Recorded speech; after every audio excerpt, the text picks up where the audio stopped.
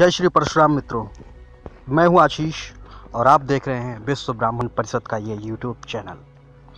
मित्रों, क्या आप जानते हैं कि हमारा शरीर 5 तत्वों से मिलकर बना है।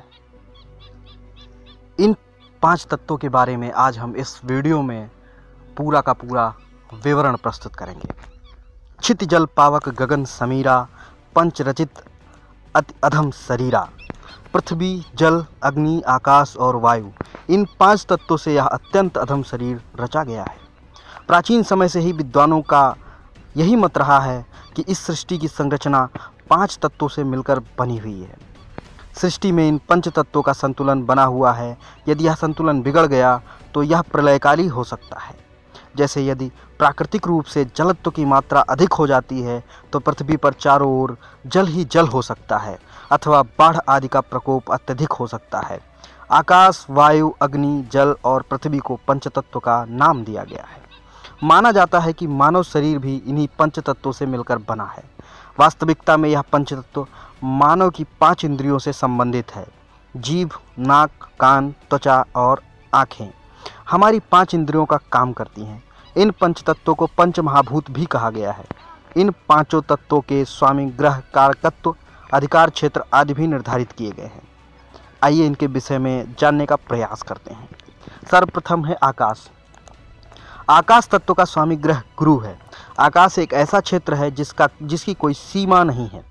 पृथ्वी के साथ साथ समूचा ब्रह्मांड इस तत्व का कारकत्व शब्द है। इसके अधिकार क्षेत्र में आशा तथा उत्साह आदि आते हैं। वात तथा कफ इसकी धातु है। वास्तुशास्त्र में आकाश शब्द का अर्थ रिक्त स्थान माना गया है। आकाश का विशेष गुण शब्द है और इस शब्द का संबंध हमारे कानों से है। कानों से हम सुनते हैं और आकाश का स्वामी ग्रह गुरु है। इसलिए ज्योतिष शास्त्र में भी श्रवण शक्ति का कारक गुरु को ही माना गया है। शब्द जब हमारे कानों तक पहुंचते हैं तभी उनका कुछ अर्थ निकलता है। वेद तथा पुराणों में शब्द, अक्षर तथा नाद को ब्रह्मा रूप माना गया है। वास्तव में आकाश में होने वाली गतिविधियों से गुरुत्वाकर्षण, प्रकाश, ऊष्मा, चुंबकीय क्षेत्र और प्रभाव तरंगों में परिवर्तन होता है। इस परिवर्तन का प्रभाव मानव जीवन पर भी पड़ता है। इसलिए आकाश कहें या अवकाश कहें या रिक्त स्थान कहें, हमें इसके महत्व को कोई कभी भी भूलना। आकाश का देवता भगवान शिव को माना जाता है। वायु तत्व के स्वामी ग्रह शनि हैं। इस तत्व का कारकत्व स्पर्श है। इसके अधिकार क्षेत्र में श्वास क्रिया आती है। वात इस तत्व की धातु है। यह धरती चारों ओर से वायु से घिरी हुई है। संभव है कि वायु अथवा वात का आवरण ही बाद में वातावरण कहलाया हो। वायु में मानव को जीवित रखने वाला ऑक्सीजन गैस मौजूद होता है। जीने और जलने के लिए ऑक्सीजन बहुत जरूरी है। इसके बिना मानव जीवन की कल्पना भी नहीं की जा सकती है। यदि हमारे मस्तिष्क तक ऑक्सीजन पूरी तरह से नहीं पहुंच पाई हो तो हमारी बहुत सी कोशिकाएं नष्ट हो जाती हैं। व्यक्ति अपंग अथवा बुद्धि से जड़ हो सकता है। प्राचीन समय से ही विद्वानों ने वायु के 2 गुण माने हैं। वह है शब्द तथा स्पर्श। स्पर्श का संबंध त्वचा से माना गया है। संवेदनशील नाड़ी तंत्र और मनुष्य की चेतना श्वास प्रक्रिया से जुड़ी है और इसका आधार वायु है। वायु के देवता भगवान विष्णु माने गए। अग्नि, सूर्य तथा मंगल अग्नि प्रधान ग्रह होने से अग्नि तत्व के स्वामी ग्रह माने गए हैं। अग्नि का कारकत्व रूप है। इसका अधिकार क्षेत्र जीवन शक्ति है। इस तत्व की धातु पित्त है। हम सभी जानते हैं कि सूर्य की अग्नि से ही धरती पर जीवन संभव है। यदि सूर्य नहीं होता तो चारों ओर सिवाय अंधकार के कुछ नहीं होता और मानव जीवन की तो कल्पना ही नहीं की जा सकती है। सूर्य पर जलने वाली अग्नि सभी ग्रहों को ऊर्जा तथा प्रकाश देती है। इसी अग्नि के प्रभाव से पृथ्वी पर रहने वाले जीवों के जीवन के अनुकूल परिस्थितियां बनती हैं।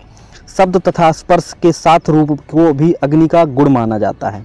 रूप का संबंध नेत्रों से माना गया है। ऊर्जा का मुख्य स्रोत अग्नि तत्व है। सभी प्रकार की ऊर्जा, चाहे वह सौर ऊर्जा हो या आणविक ऊर्जा हो या उष्मा ऊर्जा हो, सभी का आधार अग्नि ही है। अग्नि के देवता सूर्य अथवा अग्नि को ही माना गया है। जल, चंद्र तथा शुक्र दोनों को ही जलत्व ग्रह माना गया है। इसलिए जल तत्व के स्वामी ग्रह चंद्र तथा शुक्र दोनों ही हैं। इस तत्व का कारकत्व रस को माना गया है। इन दोनों का अधिकार रुधिर अथवा रक्त पर माना गया है, क्योंकि जल तरल होता है और रक्त भी तरल होता है। कफ धातु इस तत्व के अंतर्गत आती है। विद्वानों ने जल के 4 गुण शब्द, स्पर्श, रूप तथा रस माने हैं। यहाँ रस का अर्थ स्वाद से है। स्वाद या रस संबंध हमारी जीभ से है। पृथ्वी पर मौजूद सभी प्रकार के जल स्रोत जल तत्व के अधीन आते हैं। जल के बिना जीवन नहीं है। जल तथा जल की तरंगों का उपयोग विद्युत ऊर्जा के उत्पादन में ही किया जाता है। हम यह भी भली भांति जानते हैं कि विश्व की सभी सभ्यताएं नदियों के किनारे ही विकसित हुई हैं। जल के देवता वरुण तथा इंद्र को माना गया है। मतांतर से ब्रह्मा जी को भी जल का देवता माना गया है। पृथ्वी का स्वामी ग्रह बुध है। इस तत्व का कारकत्व गंध है। इस तत्व के अधिकार क्षेत्र में हड्डी तथा मांस आता है।